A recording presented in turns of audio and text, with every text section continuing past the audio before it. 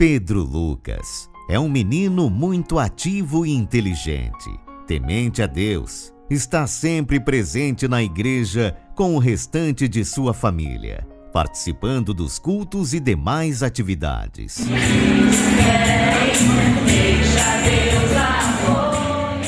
Mas há quase 2 anos atrás, a família passava por um grande drama.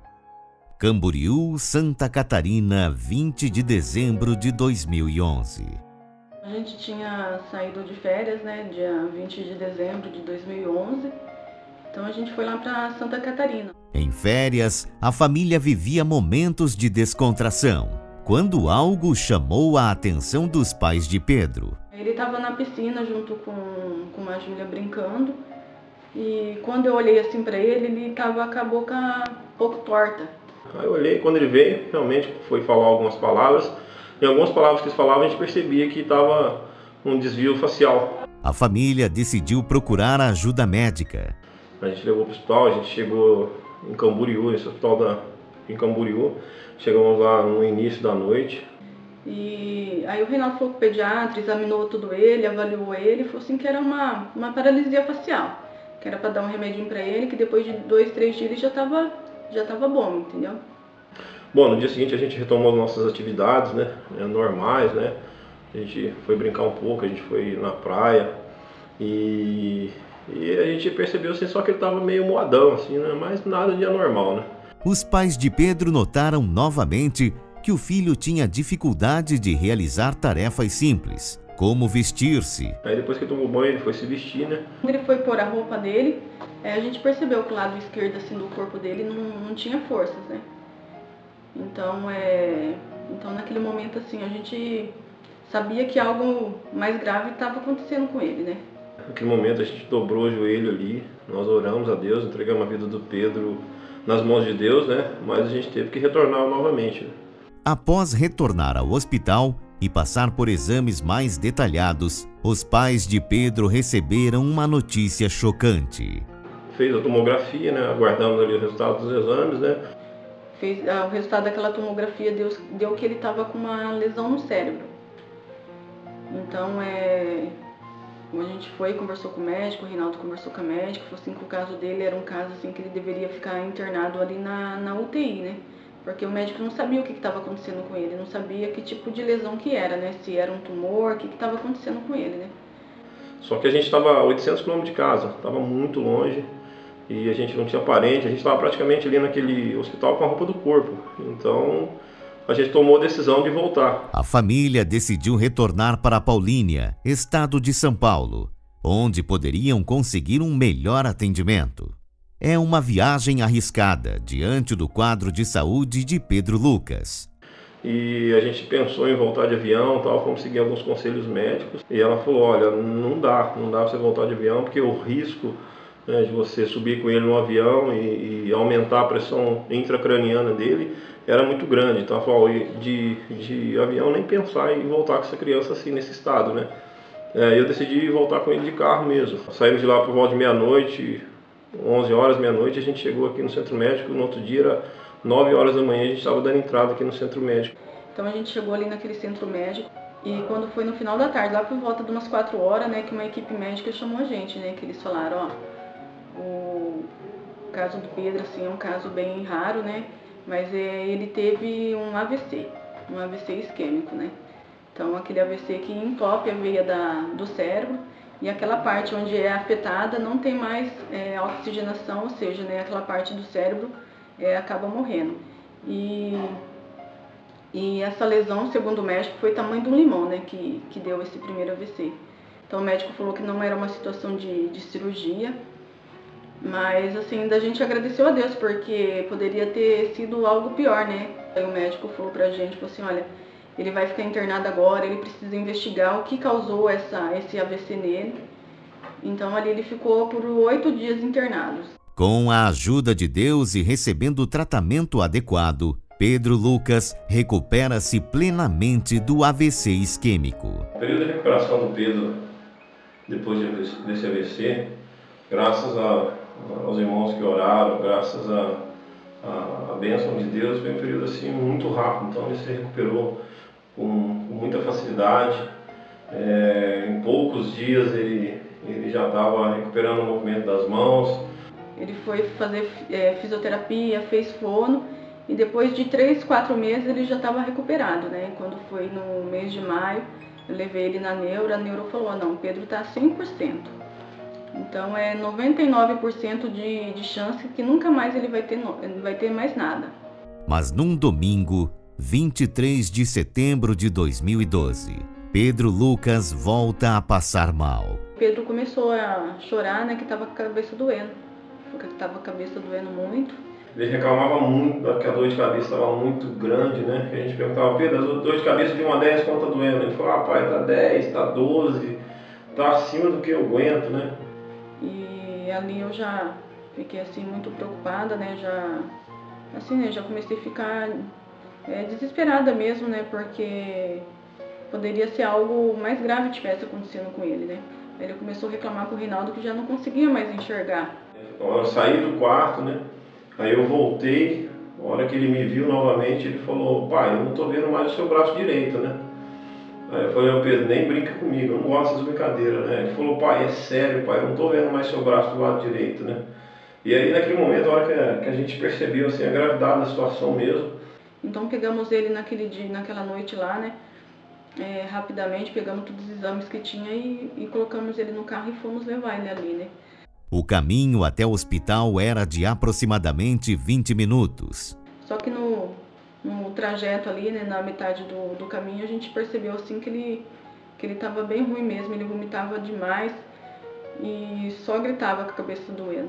O Pedro já começou a apresentar alguns quadros de perda de consciência, ele oscilava momentos de consciência, momentos que ele só gritava. Os pais de Pedro o levaram para o Centro Médico de Campinas. Então, quando chegamos ali no Centro Médico, por volta de umas 7 horas da noite, né? Quando chegou lá, a gente já levou ele pela emergência, tudo. O médico, rapidamente, eles vieram ali atender ele, né? Só que naquele momento, assim, o estado dele, assim, ele já estava, assim, não tinha muita consciência mais. Então, a gente chamava por ele não respondia mais. Talvez seja o momento mais difícil assim, que a gente percebeu assim, que o Pedro corria sério risco de vida, foi nesse momento. Um momento muito difícil para a gente, um momento que os médicos estavam meio que desesperados, a gente percebia a preocupação no rosto daqueles profissionais que estavam ali. E assim, os batimentos cardíacos dele começou a cair muito rápido. Então, assim, coisa de 5 a 10 minutos, o médico assim já comunicou a gente que o caso dele era muito grave, que ele estava sendo transferido para UTI. Então a gente subiu ali, né, para aquela sala de espera na UTI ali e ficamos aguardando ali o médico, né, a dar, né, uma posição para a gente, né, para falar o que estava acontecendo, né. Logo após o Pedro subir para a UTI, a gente foi informado pela equipe médica que ele estava sendo preparado, né, para poder descer novamente e fazer uma tomografia, né? Foi constatado AVC hemorrágico. Pedro Lucas estava em estado gravíssimo. E depois mais ou menos de uns 20 minutos, né, veio o médico e chamou a gente, né? Ele falou assim que o Pedro, né, ele estava com hemorragia, né, tinha dado um AVC hemorrágico e estava com sangramento muito grande na cabeça, né? E ele precisava urgente para o centro cirúrgico. E ele já tinha, né, entrado em contato com o médico que fazia cirurgia, né? O neurocirurgião Dr. Ivens Fernandes foi chamado pelo hospital para assumir o caso de Pedro Lucas. Nós fomos chamados no centro médico para ver o Pedro Lucas porque ele tinha passado mal. Ele estava sonolento, com uma queixa de déficit de visão. E quando a gente fez a tomografia, a gente percebeu que ele tem uma hemorragia muito importante na região occipital direita, e isso poderia causar outros danos, porque o nosso cérebro fica dentro de uma caixa fechada, que seria o crânio. E a gente pode comparar isso com a panela de pressão. A panela de pressão precisa ter uma válvula de escape. mas o crânio não tem a válvula de escape. Então, se a pressão aumenta muito lá dentro, a pessoa entra em coma e morre. Então, era uma situação de risco, a gente precisou tomar uma atitude de operá-lo o mais rapidamente possível para tirar esse sangue que estava machucando o cérebro dele. Na verdade, a parte sã do cérebro estava sendo machucada. A Igreja Assembleia de Deus em Paulínia, da qual a família pertence, se pôs a buscar a Deus pela vida do Pedro. A gente ouviu falar que o pastor parou o culto, né? E fez uma oração em favor do Pedro, né? Foi levantado um clamor ali na igreja. E eu acredito que nesse momento começou a acontecer um milagre na vida do Pedro. Porque era o momento que ele estava entrando na sala de cirurgia. E no momento que ele entrou na sala de cirurgia, a gente sabia que só Deus poderia fazer ele sair dali com vida. Era possível perceber que a vida de Pedro estava nas mãos de Deus. Nós operamos o Pedro colocamos ele numa posição de barriga para baixo, porque a região de exposição para a cirurgia era essa região aqui, chamada occipital, a região de trás da gente, que é responsável pela visão. Nós raspamos o cabelo dele aqui, nós fizemos um corte, nós tiramos o osso com uma serra especial, que não machuca nada. Depois que tira desse osso, existe uma membrana que cobre o cérebro, que chama-se dura mater. Essa membrana foi aberta e aí o coágulo apareceu. E o coágulo foi totalmente removido com técnicas microcirúrgicas, com microscópio.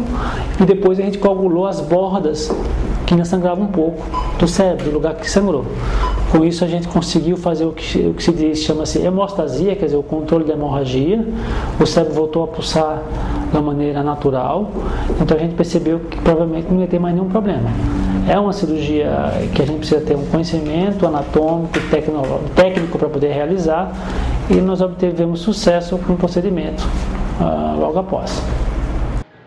Quando foi por volta de 1h assim, da manhã, né, os médicos, então, as enfermeiras lá falaram assim que a gente poderia descer, né, para estar conversando com o médico. Ele estava terminando a cirurgia do Pedro, tudo, né. Então, quando o médico veio ali pelo corredor, né, e ele sentou ali numa sala, né, puxou o banco, pediu pra gente sentar ali com ele. Ele olhou pra gente e falou: olha, eu tô exausto, eu tava numa batalha de vida ou morte ali praticamente. Ele falou: olha, adiantando, resumindo, o quadro do Pedro é um quadro muito grave. Ele falou, né, que o Pedro teve um sangramento de 70 ml no cérebro, né, e que aquela lesão, tudo que ele estava no cérebro, se tivesse demorado 20 minutos, tinha dado morte cerebral nele, né. E aí eu perguntei pro médico, falei assim, mas e como que ele tá, né, doutor? E ele falou assim, olha, o Pedro está em coma, né. Eu falei assim, nossa, mas em coma? Ele falou assim, Ele falou assim, quando eu comecei a fazer cirurgia nele, ele já estava em coma. Ele falou assim, então, assim, uma pupila do olho dele já tinha dilatado, quando dilata as duas pupilas da morte cerebral. Deus fez um primeiro milagre e permitiu que o Pedro conseguisse passar pela cirurgia. Ele ter sobrevivido àquela cirurgia foi um milagre de Deus, na minha opinião. E aquele médico, assim, a única coisa que ele disse pra gente, assim, olha, a única coisa que eu posso falar pra vocês mesmo é pra vocês estarem preparados. Porque se o Pedro conseguir sair dessa, assim, ele vai ter sequelas muito sérias mesmo. Porque a área que atingiu do cérebro dele foi quase 1/4 do cérebro dele. E aonde teve esse sangramento, tudo, ele foi fazendo uma drenagem, né? E quanto mais o sangue ele vai drenando do cérebro, mais parte da massa encefálica ele vai sendo removida, né? Ou seja, mais dano vai causando. O lado esquerdo dele estaria tudo comprometido, né? A visão do lado esquerdo dele também. Após a cirurgia, Pedro foi encaminhado para a UTI. A primeira vez que a gente foi ver o Pedro, depois que ele saiu do centro cirúrgico, isso já era umas 2h30, quase 3 horas da manhã. A gente foi autorizado a entrar na UTI. Me lembro bem, entrou eu, a minha esposa, entrou o pastor Divaldo, com autorização dos médicos. E a hora que a gente bateu o olho no Pedro, assim, ele...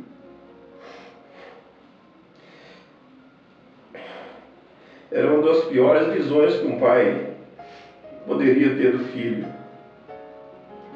O Pedro, ele estava completamente estabilizado, ele estava estático, ele estava entubado, muitos equipamentos, naquela UTI ligado nele, e ele uma cirurgia muito grande na cabeça, e essa foi a primeira noite nossa ali. Então a primeira coisa que a gente fez quando a gente chegou em casa, né? Então assim, antes a gente estava com as crianças todas, o Pedro e a Júlia, né, para alegrar a nossa casa, mas naquele dia, né, a gente chegou em casa, não sabia, né, se o Pedro voltaria mais para essa casa. Então ali, né, quando a gente entrou dentro de casa, a primeira coisa que a gente fez, a gente se prostrou, né, ali na sala ali, né, e clamamos, né, pedimos para Deus, né, dobramos nossos joelhos ali e então oramos ao Senhor, né, falamos: Senhor, o Pedro é do Senhor, mas nós queremos ele de volta, nós queremos ele perfeito assim como ele era, Senhor. Nós clamamos a Deus, pedimos misericórdia para Deus e para que Deus devolvesse o nosso filho. E ali, quando foi por volta das 6 horas, a gente já estava de novo ali no hospital. E a gente chegou ali, graças a Deus, ainda ele estava respirando tudo, né? E ali ficamos com ele o dia todo ali, né? A Alessandra estava ali com ele na UTI, né? A gente estava fazendo um revezamento, né? E aí ela apontou que o Pedro tinha mexido, ela chamou o Pedro. Quando foi lá por umas 4 horas da tarde, eu estava com ele ali no quarto, tudo, né? E então eu falei para ele, falei assim: Pedro, você tá ouvindo a mãe, Pedro? Falei: se você estiver ouvindo a mãe, aperta a minha mão, né? E o Pedro fez assim na minha mão, né? Então, assim, naquele momento, assim, foi um momento de muita alegria, assim, né? Um momento, assim, que aquela esperança, né, voltou dentro da gente, aquela fé aumentou dentro da gente, né? E eu falei: Pedro, você tá me ouvindo? Aperta a minha mão. E ele fez novamente assim. Aí a gente trocou, ela ficou para fora e eu entrei na UTI, né? E para a graça de Deus, para a glória de Deus, realmente o Pedro estava começando a esboçar um retorno da cirurgia, ele estava começando a esboçar ali, querendo acordar, querendo com muita dificuldade. Com a mão direita, eu me lembro, ele fazia um sinal, né, indicando a boca dele, né, que ele estava entubado ainda, né, com muitos equipamentos, né. E ele fazia um sinal, né, para a boca dele, para olhar para a boca dele, que ele estava tentando falar alguma coisa e não conseguia. E aí, tão logo esse episódio passou, os médicos já começaram o processo de desentubar ele e tal. E quando foi mais para o final da tarde, por volta de umas 5 horas, ele já tinha desentubado o Pedro tinha acordado assim em alguns momentos, tudo, ele lembrava da gente, reconhecia a gente. E assim, foi um momento assim muito especial assim pra gente, entendeu? O Pedro permaneceu internado por alguns dias. 3 dias depois ele já desceu pro quarto, ele saiu da UTI, ele desceu pro quarto, ele já desceu da UTI falando. Só que ele não sentava ainda sozinho, o lado esquerdo dele estava todo paralisado. Era uma situação assim bastante difícil tudo, mas graças a Deus ele estava bem, ele estava cada dia mais melhorando, estava recuperando. Ele ainda permaneceu por mais quase uma semana. E a gente, quem passava, quem via, olhava o Pedro, a gente contava a história do Pedro, né? Começamos ali a testificar do que Deus tinha feito na vida dele já.